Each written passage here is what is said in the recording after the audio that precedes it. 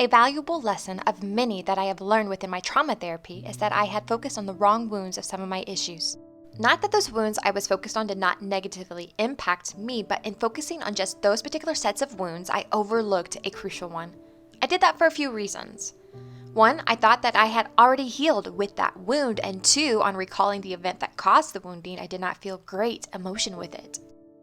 So I was surprised when the Lord allowed that wound in me to be poked and prodded in real time to get me to realize how much it was still there and still impacting so much in my life.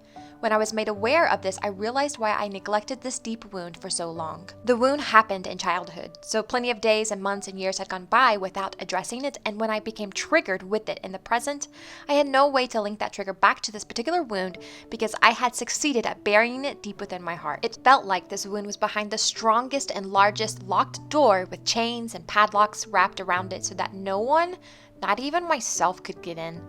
My mind had learned all too well how to guard the most vulnerable area I had within me. And over time, this built-up defense even kept me out and unaware of the damage it was causing in my life. The time to address this wound was in His perfect timing, and it had to be addressed after many other wounds and traumas were healed and dealt with.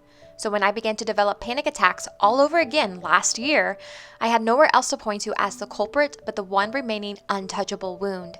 Yet the Lord knew how to unlock that door and bring healing to that tender part of my heart. After the healing took place and I was made aware of what He was doing behind that bolted door, my mind quickly ran through different memories where I had allowed that wound to cloud my judgment or made difficult situations with people that much harder. It was liberating to discover this sorely blind spot I had with me for many years, and even more liberating to now be healed of it. And it made all the more sense of why the enemy came at me hard during this healing process.